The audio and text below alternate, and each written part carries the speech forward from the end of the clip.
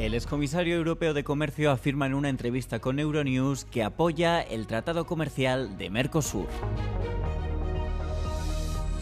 La construcción de una línea de alta velocidad aledaña ha provocado la caída de una grúa sobre un tren en marcha al norte de Bangkok, la capital de Tailandia, dejando 22 muertos y 87 heridos. Las protestas contra la política migratoria de la administración Trump continúan en todo Estados Unidos, con manifestaciones destacadas en California y en la propia Minneapolis. El excomisario europeo de Comercio Pascal Lamy ha declarado en el programa matinal insignia de Euronews Europe Today que estaba a favor del acuerdo comercial entre la UE y Mercosur. If I had on the table the deal of today, I would have signed this 25 years ago. La presidenta de la Comisión Europea, Ursula von der Leyen, viajará el sábado a Paraguay para firmar el acuerdo comercial con los principales países sudamericanos como Brasil y Argentina.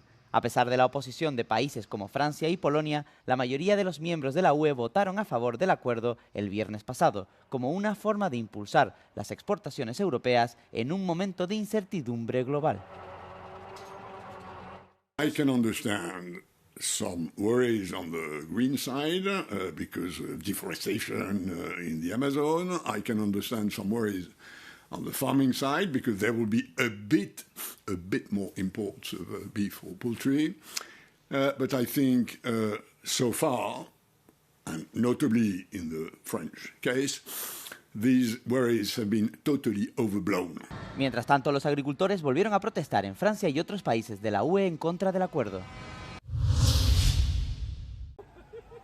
Una grúa se ha desplomado este miércoles sobre un tren de pasajeros en el noreste de Tailandia, causando al menos 22 muertos y cerca de 80 heridos, según las autoridades locales del reino sudasiático. El tren accidentado circulaba entre la capital tailandesa y el norte del país, con 195 personas a bordo, según Ferrocarriles Estatales de Tailandia, el operador nacional. La grúa, utilizada para la construcción de una nueva línea ferroviaria de alta velocidad, se desplomó justo cuando el tren pasaba y lo hizo descarrilar alrededor de las 9 de la mañana, hora tailandesa, y en torno a las 3 de la madrugada del horario central europeo. El accidente se produjo en la provincia de Nakhon Ratchasima, al norte de Bangkok. Según varios testigos, el vagón afectado quedó partido en dos. Casi 3 horas después del accidente, los rescatistas lograron extraer a todas las víctimas de entre los restos del convoy. El viceprimer ministro y ministro de Transportes de Tailandia ha ordenado una investigación exhaustiva sobre las causas del accidente.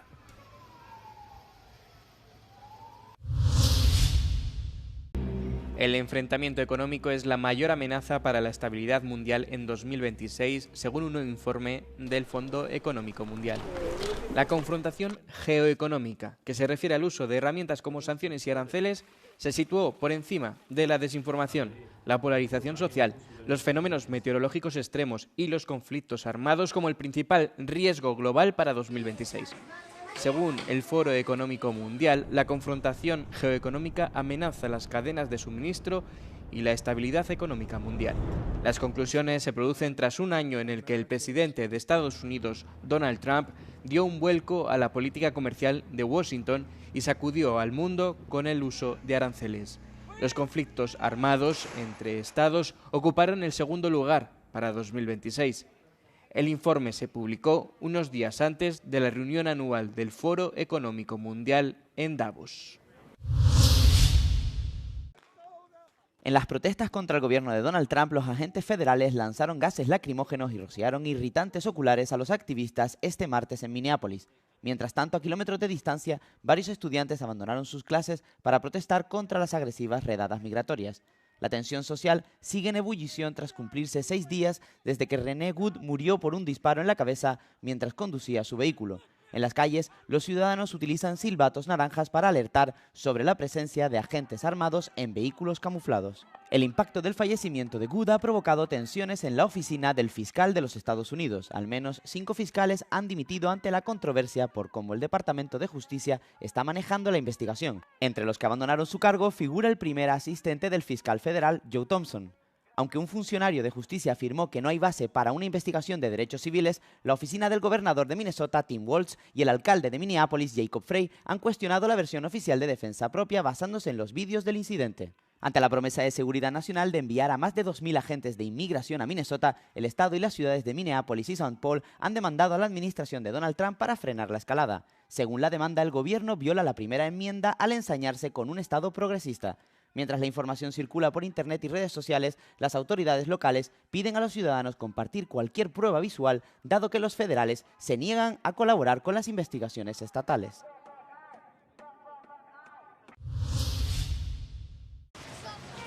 El cineasta palestino Kamal Al-Jafari viajó a Gaza en el año 2001 en busca de un amigo preso en alguna cárcel israelí. Con Hassan en Gaza cuenta la historia de esa búsqueda recorriendo carreteras, playas y paisajes desde el norte al sur de la franja. Al-Jafari grabó ese viaje con una pequeña cámara captando momentos de la vida cotidiana en Gaza. Todo quedó registrado en 3 cintas mini DV que el cineasta descubrió por casualidad el año pasado. For me, the discovery of the tapes, these 3 tapes, was really almost like a sign of life, against erasure. And when I started watching, I was very touched by everything that I was seeing, because the material that was filmed back then in 2001 with the aim of finding a friend becomes today a film about finding all these people that appear on the footage, all these faces, and all the places that, in fact, no longer exist today. El documental muestra la vida de los palestinos en Gaza hace 25 años durante la Segunda Intifada, en medio de los bombardeos israelíes y la violencia de los colonos. Gaza already back then was an open-air prison where people had no freedom in moving, and they were living under occupation. And you can see the roots of the violence that, in fact, became worse and worse with years, and of course in the last 2 years, that the roots of that is there in the condition of people being occupied, not being free. This war was destroying any possibility of life, with no schools, with no homes for people, with no hospitals. So anything that happened there would make the people simply want to leave. And this was the aim of the war. It's very difficult to speak of hope in the condition we have today, because there's no real international pressure on Israel to basically not only let the people of Gaza restore their life, which is really broken into pieces in every sense of the word, but also to have a perspective where the people of Palestine and the people of Gaza have a self-determination, that they have their own country, La película Con Hassan en Gaza ha sido galardonada en el Festival de Cine de Locarno y está nominada en las categorías de Mejor Documental y Mejor Película Europea en los premios del cine europeo que se entregarán el 17 de enero en Berlín.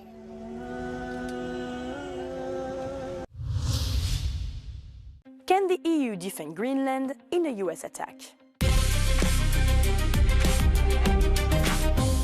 As Donald Trump openly discusses buying Greenland and refuses to rule out using force, a question has surfaced.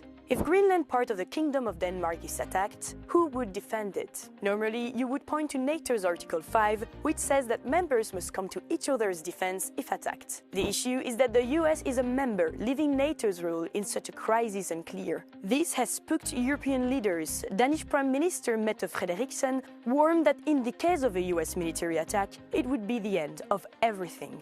Some, though, have questioned if the EU can step in, and it does actually have a measure that could defend Greenland. Article 42.7 of the Treaty on the European Union. This is a promise between EU countries to help each other by all the means in their power, triggered if a member state suffers armed aggression on its territory.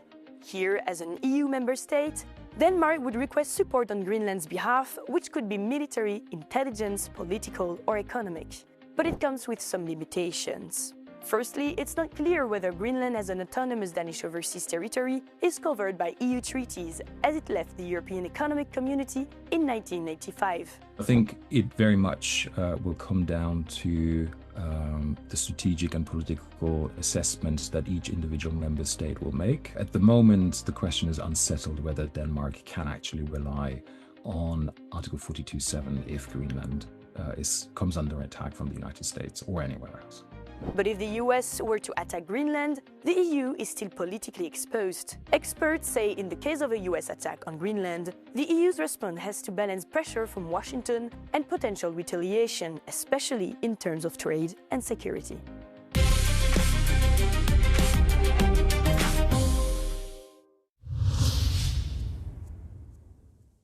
Nuevas estadísticas revelan el mortal impacto del alcohol en Europa.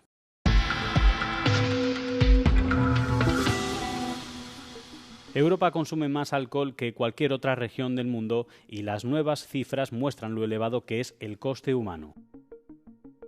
Según los nuevos datos de la OMS, el alcohol es la causa de 1 de cada 3 muertes por lesiones y violencia en Europa, lo que supone un total de 145.000 personas. Las autolesiones son la principal causa de muerte, con casi 44.000 fallecimientos por lesiones relacionadas con el alcohol. El 83% de ellos son hombres. Le siguen los accidentes de tráfico provocados por el alcohol con 24.000 fallecidos, seguidos de las caídas relacionadas con el alcohol que se cobraron 20.000 vidas. Aunque los niveles generales de consumo de alcohol han ido disminuyendo desde la década del 2000, todavía existen diferencias significativas en los patrones de consumo. Mientras que en gran parte de Europa Occidental y del Sur, menos del 20% de las muertes por lesiones y violencia están relacionadas con el alcohol, en los países de Europa Oriental esa proporción supera el 60%. Letonia, Lituania y Rusia en particular destacan por tener las tasas más altas de lesiones mortales relacionadas con el alcohol. En general, las personas de entre 35 y 39 años son las más vulnerables, mientras que en cuanto al género la prevalencia es mayor entre los hombres que entre las mujeres.